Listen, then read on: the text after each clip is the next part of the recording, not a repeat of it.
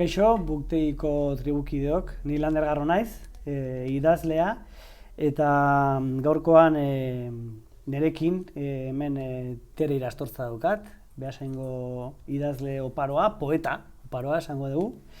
Eta, bueno, nere gaztaroko, ezagit, poetetako bat esango nuke, ez? Irakurtzen hasi ginenean, bueno, hor zegoen poeta bat, gerora ezagutu dudana, nire lanari esker. Zu batzen ez ez ezagutu ginean, Teresa? Ezpa. Teresa ez, Tere, ez? Tere. ez? Teresita zinean gari batean. Bueno, nire izena, jaioti izena, Teresita da. Zaldibin bakarri ditzen diat, eta bakarri permititzen diet estimatzen hautenei. Bai. Orduan hori izaten da bigarren pauso bat izaten da. Baina batzez, garai batean hasieran da, egunkarietan da Teresita gisa gertzen zinean. Bai, aurreneko liburuat nire izenez... Teresita... Nire izenez sinatu nuen. Eta bigarrena, jendeak ezagutzen ninduen izenez, Tere. Eta horren ezagutzen ez ezautu ginean? Ezpa. Begira, egun batean ni sautrelan lan egiten nuela, egin nuen erreportaje bat idazleen liburutegiak. Eta sortu nintzen 4 idazleen etxera. Andu Lertxundi, Juan Mairi Goien, Arantxo Beta Bizkaia, eta zu. Beasainen orduan? Olaberrian. Olaberrian? Orduan, nahiko berria da hori. 20 urte. Bai, etxe berria zen. Bai, han 18 urte. Libutegi oparoa zen eukan, kristalezko... Bai, hautsa gutxi gokentzeko. Bai. Ze azkeneko urtetan liburu asko sartu dira libutegi hortan? Bai, bueno, esango nukenik batez ere liburu asko irakurri nuela, 2000 eta erosi, 2010 arte edo. Eta ia gero asko neuzkan berrirakurtzen hasi izenak, eta ia nuen hainbeste jotzen liburu berrietara edo baizik eta neuzkan interesei begira, ez? Eta orduan hainbat idazleren liburu asko dauzkat, argitalpen guztiak eta dana, eta beste batzunak gutxiago. Orduan orain ere erosten dut, baina erosten dut normalean batzutan inpentsan, eta baina gehienetan helburu batekin edo. Bai. Eta zein izan da harritu zaituen azkeneko idazlea? Bueno, oraindik ez naiz erabat bere baitaraino iritsi, sakonean, baina Ingeborg Bugman. Izan ere jarri mardi izen horiek. Ez dakit nola irakurtzen dien. Eta aurrena irakurri nuen bere ipuin bilduma bat, gazteleraz, eta inpaktatu egin ninduen, bera bezala ez dudalako inor ezagutu, Alemania nazismo garaian gertatzen ziren gauza kontatzen. Eta asko irakurri dut garai hortako literatura, eta horri buruzko saiakerak, adibidez Steinerrenak, eta baina inorrezet irakurri, adibidez, hizkuntzari buruz, pertsonei buruz, harremanei buruz, bizi beharrari buruz, holako indarraz irakurtzen duenik. Eta orain nabil, aldi berean uste dut, euskarara itzulitakoa, eta horrekin, baina oraindik ez da idazle bat ezagutzen dudana. Irakurtzen hasi naiz, eta aurtengo udarako daukat hor, plantauta. Ze bilatzen duzu liburu batean? Ze izan behar du liburu batek zuretzako? Bueno, nik badazpada irakurtzen dut. Badazpada? Badazpada irakurtzen dut. Eta... Ze aurkituko, ze agertuko? Bai, ze agertuko, zai. Eta, batez ere, nire bizitzako, ez dakit, nire ideak edo ulertzen edo zalantzan jartzen laguntzen didan zerbait. Eta jende seguruaz, oso inseguru sentitzen naiz munduan. Bai? Bai, jende seguruak, normalean ez dira inseguruak. Ni elkarrizketa hau prestatzeko, orain gari batean baina asko zerrexago da, orain Google dakagu, eta deskubritu den gauzetako bat, harriduraz, izan da zure poema batean oinarritutakoa dela, Amaia Zubirek kantatzen duen kantu bat asko gustatzen zaiena. Orain txistu iten ari nintzen da etzagundu datu, baina egun hauetan ez duten egon du naiz eta da kantu bat benetan asko entzun dudana, Paska Gainekin eta zuen disko hori osorik entzun dut. Eta poema hura ezagite izenbura dauka Ikara da egun sentiaz. Ikara. Ez? Ikara da, osea, ez dauka izenbururik, ikasten da ikara da egun sentiaz. Eta da poema bat oso izuari identifikatua sentiarazten hauena. Darako, hori hau da nik egiten duan irakurketa, behar bada eta hori izango, ez da? Baina da persona bat, ikara duena egun sentiaz. Ez duena altxa nahi, edo ez duena afrontatu nahi, edo esaten duela, ez ondela hon hemen oean, geratu nadien hemen, ez dakit, Haulako, eguzkia bildu nahi duela eskuarekin, eta, Eta horixe nire gure galdetzen diona zen, hori, zure minaren bermen nuen jakin, persona mindua izan zaren, edo ondo reflejatzen dute duen poema horrek zure bizitza. Esango nuke nahiko bizimodu erreza eraman dudala, ez dudala bere biziko inork ez naula mindu erabat zauritzeraino dakidala, gogoratzen dudala. Baina pentsatzen dutena da perfekzioa edo gauza betea ez dela egiazkoa. Frutare heltzen danean, ero egiten da lurrera. Ero egiten da, edo bestela txoriak hartzen dut mokoan jaten du. Orduan pertsatzen dut, dana daukagula gure errentasun bat. Izan zerez jabetzen zarena edo jabetzen ez zarena. Egia da, gure garaian batez ere, poesia festiboa oso gaizki ikusia zegoela. Orduan, bertsolari hitzan eta afaritan, eta badago kantatzeko modu alai bat, gure herriko poesiak hartu ez dona. Baina egia da, eta zuk aipatzen duzun poema liburu horretaz, 19 urten euskala argitaratu zidaten, eta horretapen asko dauzkat, baina poema hori aukeratu zuenean Amaia Zubiriak izugarrizko poza eman zidara alde batetik, baina berandugo arte naizela jabetu, zergaitik hautatu ote zuen. Enion behin egin galdera hori nire buruari. Eta, esango nuke nire poesien ere noski badagoela mina, eta gazteagoan nintzenean bazegoela ironia ere. Eta gero ironiaz pixkat atzendu egin nintzen, ez? Iruditzen zait, idazle irakurlearen artean egon behar duela, ez da egongo kontratu bat, baina egon behar duela senezko gauza bat, ez? Burlatzeko, nahikoa badago bizimodua. Ironia zizuditzen erramenta zilegia poesian? Dana zilegia da, nik ez eta erabiltzen orain, lehen erabiltzen nuen, gazteagotan da erabiltzen, baina orain ez. Ez ditut ezagutuko nire irakurle guztia, baina irakurle batzuk ezagutzen ditu dela, eta zuk esaten dituzun gauza guztien ondorioetaz etzea jabetzen, adinarekin igual baina hasieran idazten dezunean ez, eta batzutan eraman dezakezu jendea, beharreztan mutur, zuretzako nahi ez duzun mutur batetaraino. Lehen biziko libura zen Gabeziak izena zuen? Gabeziak. Neko arrakasta eduki zuen edo iruditzen zait kritika saria mazizuen, ez da? Liburu horrengatik. Eta gero, kuriosa, topatu dut, armiarma.eu zen zegoen Josu Landak idatzi zuen komentario bat, liburari buruzkoa, eta esaten du, momentu batean, ez da? Gabeziak liburua laberinto bat da. Eta gero, laberinto bati ihes egiteko irtenbide bakarra suizidioa da. Eta iradokitzen du, badagoela iluntasun bat liburuan, eta harrigarria intzaite hori, ez? Hain aipamen gordina edo... Nik hor uste dut badagoela, poesia ez dela niretzako oso genero naturala da, bai idazteko eta bai irakurtzeko, baina ez da oso ez dakit, askotan ez da ondo irakurtzen poesia.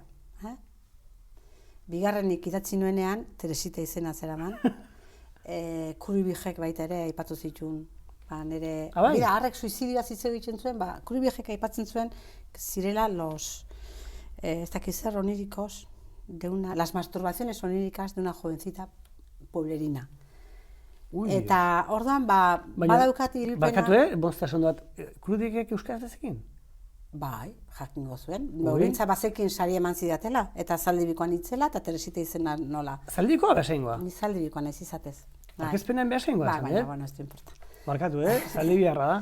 Orduan, hainbeste bazekien, eta nik ez dakit aurretik zenbat kritika sari emango zituzten. Ez dakit, lehenengoa izango zen erea, edo hori ez beina jakin. Kontua da, ni horretaz enteratu nintzela askoz beranduago, eta erantzun... Hori esan zuela? Bai, eta, bueno, urte hortan, baina beranduago. Eta nola lortu, nire erantzuna, ez Diario Baskon, ez Deian, zen eta bitan argitaratu zuen, eta argitaratu nola, garai hartako eginen, eta Salvador Garmendia nire txistu irakaslea, eta han lan egin zuen, ez zuzuk horri kasorik egin, gizona handi bada, eta etxai zasarratu berarekin da, nik erantzunin barret eta erantzunion. Baina honekin, importantena ez da Krubig, arren Baskoniak eta gauza onak ziren, importantena ez da bera baizik eta askotan sentitu dutela emakumezkoen poesia, nerea behintzat Teresita izena nuelako edo, irakurri baino lehen, ja ezagunak zirela. Eta horregatik aipatu dizut lehen ironiarena, uste dut idazleak irakurle batentzako argitaratzen duela. Problema dago, kritikoak uste duenean berarentzako idatzi duzula. Orduan, sentidu hortan, ez dut esaten ironia txarra da, ni mistoa zuzena daukat, aurrez aurrekoan behar dudala iruditzen zaidanean. Baina idazterakoan ez dut asko maite. Osea, sentitzen duzu markaje handia zegoela zurekiko emakumezko idazle zinelako? Izango zan, zeren eta gero ere, Laura Mintegik ere, behin zerbait idatzi zuen, hortaz ere jabetu gabe nengoen, bakarrematek irastortza deitu beharrean Teresita deitu zian, uste Ramon Etxezarreta horakon bat izango zan, gure Teresitak esaten den bezala. Orduan, Euskal Herriko orduko literatura soziala zan, orain literatura sozialaren kontra ari den jendea ere oso soziala eta oso marxista-leninista eta oso abertzalea zan, dana zan oso.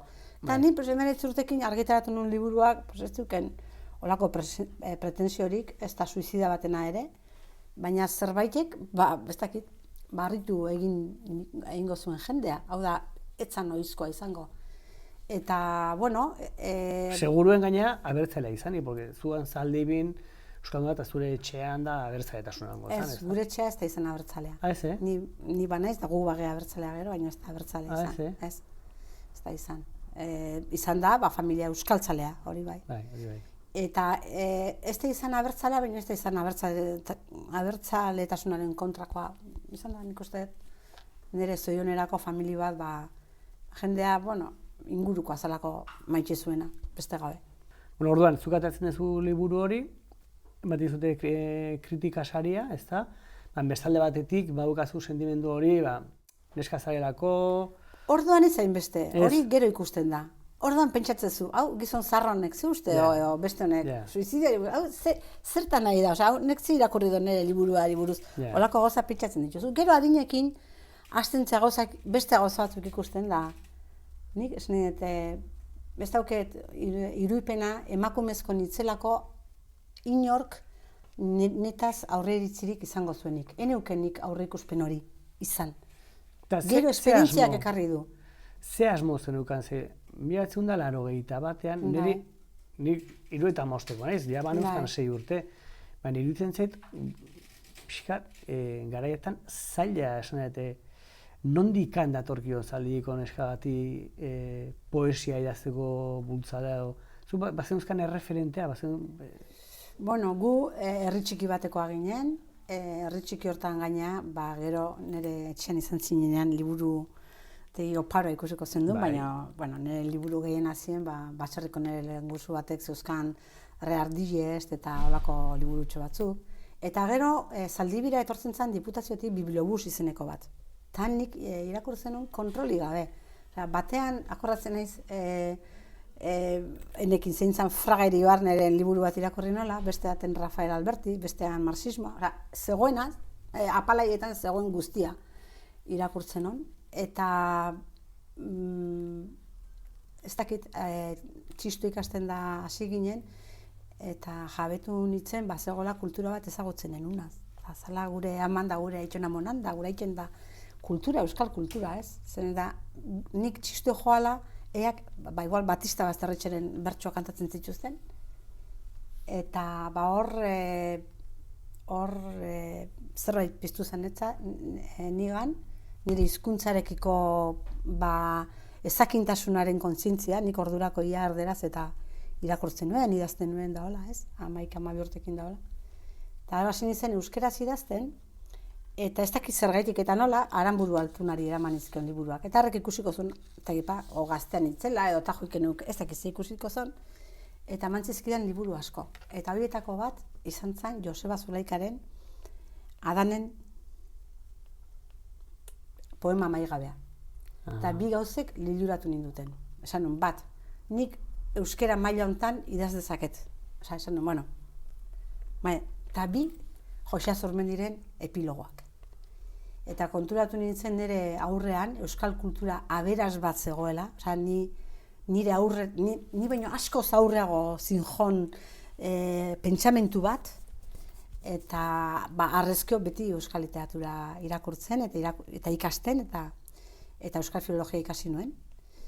Eta, horretxek eraman nindun, jabetzea nire hizkuntza benetazkoa euskera zala. Eta hantxe idatzi behar nola idatzi behar nuena. Idazle askok gaztetan poesia idazten hasten dira, eta gero beste genero batzuetara salto egiten dute. Askok poesia abandonatzen dute, eta prosagile bihurtzen dira. Tere Irastortza Garmendia ez, leial eutsi die lerroetenei eta poesiaren berezko mintzairari. Poeta da Irastortza. 1980an argitaratu zuen bere lehen lana, Gabeziak poesia liburua. Berehala jaso zuen aitortza, urte hartako kritika saria eman baitzioten euskarazko poesiaren kategorian. Geroztik, obra oparoa osatu du, eta beste hainbat sari ere jaso ditu. 20. mendeko poesia kaieretan ere badu tokia. Audio Koldo Izagirre Urreagak kaieraren sarreran. Poetak, hau da Irastortzak, hitzak dauzka, ez poemak. Ez da ehiztari, artisau baizik, poema konstruktore. Eta aurrerago jarraitzen du. Obra oparoa du poeta honek, anitza, estilo desberdinetakoa, baina ingurutik baitaratzen ditu beti bulkotik jasoenak. Hitzetatik sortzen baldin badu poema, esperientziatik sortzen du ideia. Etengabeko zehazte prozesu batean tematua, beti jakin izan du ordea, baita bere arorik minimalistenean ere, zamari gutxien duen erara, indarrik handien duen sentimenduaz idazten. Hots, aldarri egin beharri izan gabeko emetasunaz guztion giharrean jotzen. Poeta dela esan dugu, baina zuzenagoa litzateke esatea, batez ere poeta dela. Saiakera eta prentsarako artikuluak ere argitaratu bai ditu. Baita zenbait itzulpen ere. Bestalde, literatura munduan bultzatzaile eta sortzaile lan handia egin du. Euskal Idazleen Elkartearen lehendakari izan zen. Idazle eskolaren sortzailea da, baita Euskal Pen Klubarena. Urrun dago beraz poeta bakartiaren eta izuaren estereotipotik. Estereotipoak haustearekin lotuta, aipatzekoa da euskarazko emakume idazle aintzindarienetako dela. Gaur egungo literatura munduan emakumeak ezkutuan badaude ere, bera hasi zen garaian, are ezoikoagoa baitzen emakume bat bere idazlanengatik nabarmentzea. Idazle eskolarekin adibidez, etorkizuna bestelakoa izan dadin ari da lanean. Irastortzak berak dioenez, emakumeak gehiengoa izaten baitira ia ikasturte oro. Elkarrizketa hau prestatzeko zure poetikaren ez da egiten zelako titular bat edo nik esaten duen, ze poeta klase da, ze etiketa jarriko diogu, ez? Eta irakurri ditu gauza batzuk, ez da, eta, baina, oen dela ja, 40 urte hasi zinen idazten. Bai, uste Josu Goikoetxeak esaten zela 42 izan lehike. Bai, argitaratzen, bai. Orduan, 40 urtetan, pentsa ze evoluzio izango zen. Baina gustatu zitzaidan Jose Luis Padronek, edo Juan Luis Padrón, nola? Juan Luis edo Jose Luis? Juan Luis. Jose Luis Padrón. Jose Luis Padronek esaten du zura dela poesia fragmentarioa. Eta gustatu zitzaidan, iruditu zitzaidalako badaudela, elementu asko daudela, ezta? Zure poetikan nitasunetik zutasunera, askotan izan duzu zu, ez? Poesiaren barruan, elementu kotidianoak, elementu espiritu, osea, dagoela pixkat, denetik ez dakit zentzuotan esaten zuen, Padronek, baina esan izan daiteke poesia fragmentarioa, eta ez dakit zuri etiketari gustatzen zaizun edo ez. Bueno, etiketa guztiek zerbait, etiketaren azpiko bentsat diskutatu egiten dute, zerbait argitzen dute, baina diskutatzen dute. Puntu batean, ados nago, nik poesia maite dut, eta gustatzen zait, gauza labur, esateko moduan, egiten dulako, eta jauziak emozio bidez eta senez ateratzen direlako. Eta orduan hori gustatzen zait. Eta poesia laburrak asko idatzi ditut, batez ere hasierako nire poemak, eta oso laburrak ziren, da zorrotzak, eta bazien zuratzaileak ere puntu batean, baina azkenekoak ere fragmentarioa dira, baina igual beste elkarrezketa modu bat eskatzen dute. Baina Zeta hitza, zeta letra, oso zure, beti, bai, zeta letra. Ere forte asko esaten dut. Bai, ez baina ez da, ahozkatzean ere, horre, zaldibi galdeko eta bakazu zeta eder hori, oso nik ezagiten gaina egiten, naiztan familia ataundarra eta gaztelorra da, baina ni zeta hori, zureak ezena zeta eta zen, zure poetikan ere bagoela zeta hori, igual zu asko erabiltzen. Hitz hori, bago soinu hori edo. Baina lehen, bukatzagatik, luzatu egiten ez eta, baina nik nolabait esateko nire buruaz edo nire literaturaz edo esango nukena eta esaten dudana dira bi esaldi bada, biziala idazten dudala eta idatziala bizi naizela. Osea, enez behin izan idazle profesionala, baina enez behin biziala izan idatzi gabe. Beste gauza bat argitaratza. Eta beste gauza bat ere daukat oso garbi, eta da uste dudala, edo nahi dudala, sinistu nahi dudala, sortzeko jaio nitzela, sortzeko izan nahi dudala, eta izateko sortu nahi dudala. Hau da, sorkuntza etiketaz gain, edo etiketak ondo dare, bestela itxumutxuan ibiltzen zea, baina sorkuntzak eta sormenak balio duela zerbait eraldatzeko, edo berrian berri hasteko. Edo inor uste ez duen toki batean ari mataza bati muturra bilatzeko. Orduan, horrekin esan nahi detena da, 19 urtekin hasi nintzela, artean bik boligrafoaz idazten nuen, noain arkatzez, artean oso maite minkorra nintzen, gero idatzi nuen baita ere, nire lehena haurdunaldian ere idatzi nuen izengabe direnak, amatasuna eta sormenari buruz, gero tokatu zait idaztea heriotzari buruz, hasieratik idatzi dut gainea heriotzari buruz, ez da beti danik izan dut heriotzarekiko olako kezka bat, seguruenik baita Euskal Herriko giro politikoan heriotzari buruz nola hitz egin dan edo nola ez dan hitz egin, igual horrek ere eraman nau, nahiz eta azken urteetako liburuan, eta orain badakit, edo mundua betetzen zenuten, hor badagoen heriotzaren beste sentipen bat, ezta? Eta orduan, horregatik esaten dut, bizi ahala idazten dut, eta idatzi ahala bizi naizela, ez? Hoxe da, nik hola nire nahia, hoxe izango nintzateke. Eta, horren dela 42 urte idazten hasi zen idazlea eta gaur eztaren hau, zertan dira ez da, usteko litzake jakitea zertan dire ezberdin, bai, noski, urteak pasatu direlako eta, jontzelako evoluzionatzen. Usteko litzake jakitea zertan den berdin. Bueno, nik esango nuke, eta hori gazte xamarretan kontuatu nintzen, nortasuna ez dela bat. Nik lan handia dauzkat bat hitzarekin, handiak. Bat egiten dugu, batera bizigea. Parora esaten zuen fragmentario ere hor dago, ez? Bat egiten dugu, batera bizigea, baina ez gara bat. Norbea ere anitz da. Orduan, adibidez, niretzako poesia irakurtzea, jendearekiko gertuko harremana, fiatzea jendeaz, ez dakit, igual ez hainbeste igual poesian edo, baina bizitzan jendeaz fiatzea aurreneko oinarri bezala, uste horri eusten dio dela. Gero hortik aurrea izan naizen guzti horiek danak ere, nereak ditut, zeren eta ikasi egiten duzu bizi moduan, ez?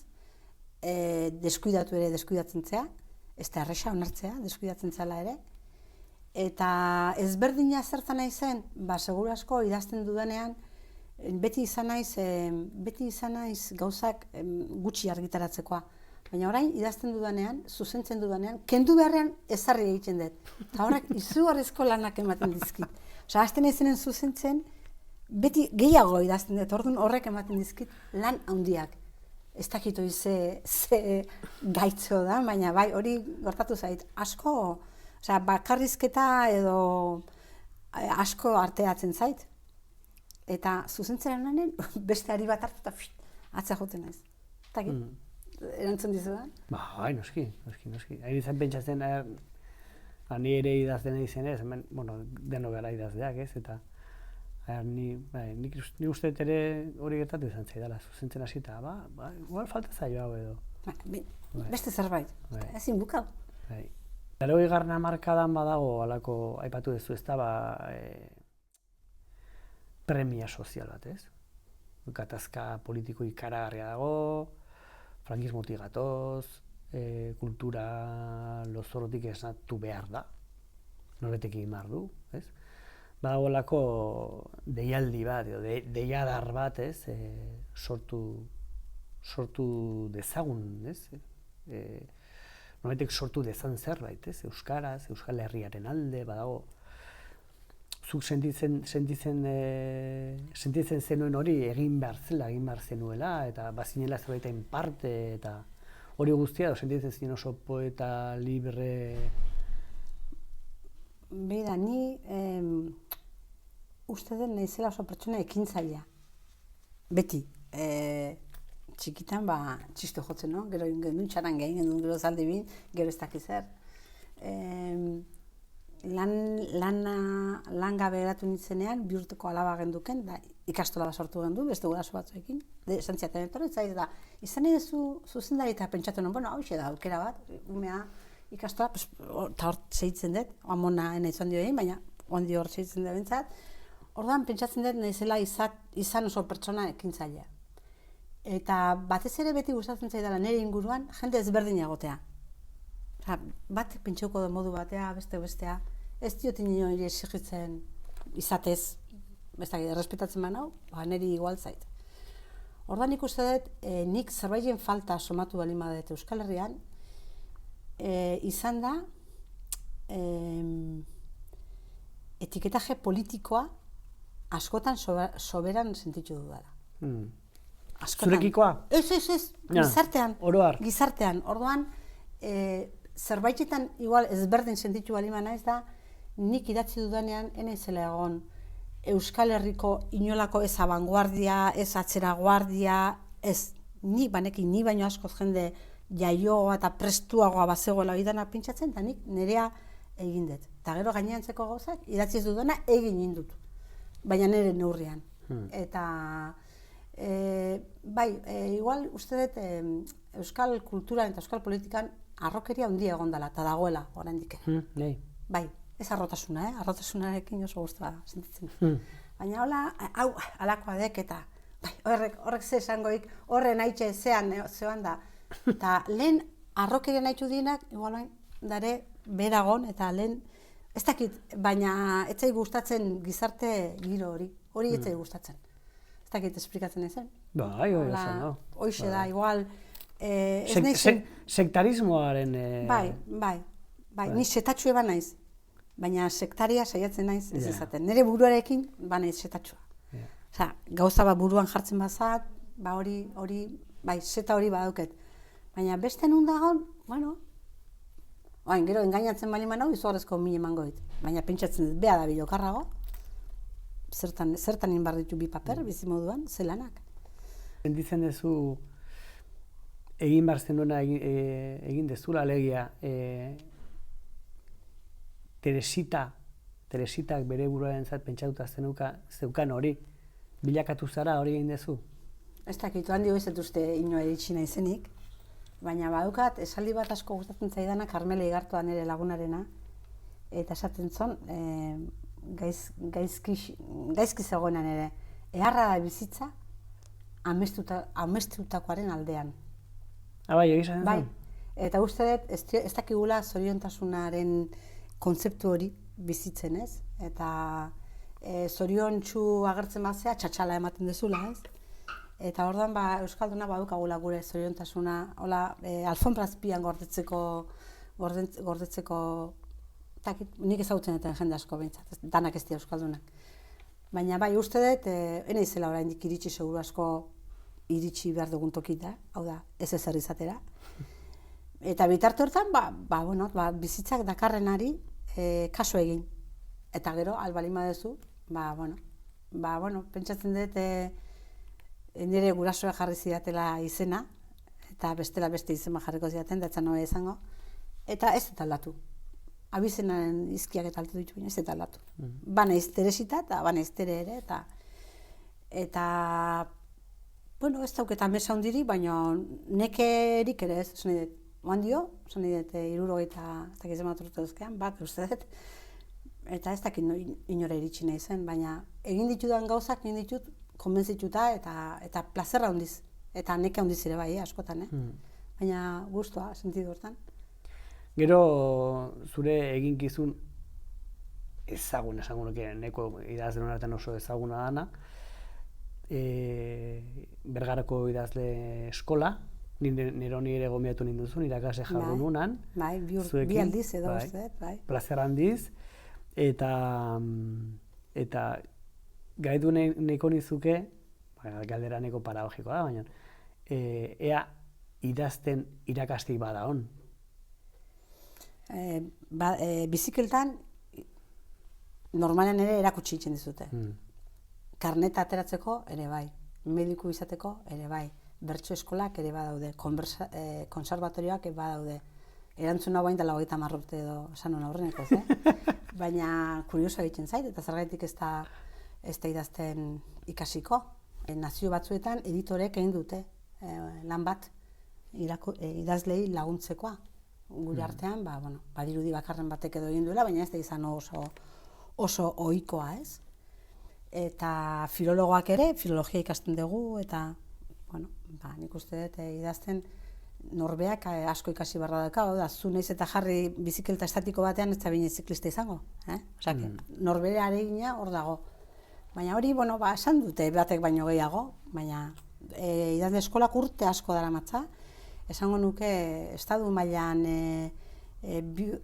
gradu ondo bezala edo 2 urteko formakuntza bezala egiten da bakarrenetako azala garai batean, eta idazle asko atea dira, eta batez ere oso harreman bizia lortzen dugu idazle eskolan, gure ikasle izan direnakin edo idazle gaiekin, eta netzako da askatasun toki bat, joten ez, larun batetan, ja larun batero, ez dakit 19 urtez, ja larun batero, eta ni naiz nola esateko ikasleen astez-asteko jarraipena egiten dudana, eta beste irakasle batzuk joaten dira, da 5 o 6 gauza saio ematen dituzte, baina igual ez dute hainbeste lantzen idazle gai horien testuak, eta nik pixkat bideratu egiten ditut, ez? Zu poesia inbertzen duke, edo ez hainbeste igual lerroz lerro, baina bai, eramaten dut, eta plazera handia da. Asko ikasten da beste irakutsiz. Irakasle izandako garaitik atea dia idazte batzuk, gaintzan Usandizaga, Nerea Balda, Karmele Igartua, Nerea Balda esan dugu, batzu bai. Asko, 50 bat bai. Bai, ez ditekarri burun zerrenda, baina bai, asko. Jundan urtean adibidez, kontatu nituen, 10-11 idazlek, idazle eskolatik pasatakoak atera zutela liburua. Jundan urteko, rainun, haulako errepaso txiki bat, Durango pasatu zanean, urte hartakoa, eta bai. Eskerrik asko tere ratotxoa honekin konpartitzeagatik, bigarren elkarrizketa da egin dizuana, eta espero, laster ikustea berriz literaturaren lubakian. Bueno, bani ere postu naiz ona etorri zanaz. Baneukan, nola ote zegoen euskararen etxean nola ote zegoen kezka, eta plazera handia izan da zure irakurketa jasotzea, hor, hitzartean, eta espero dut nik ere ez dutela lana hain gaizki egingo, eta Josu Goikoetxearen elkarrizketan, zu aritu zaren naturaltasuna baliatu nahi nuke. Kaina bota eta asmatzen dela.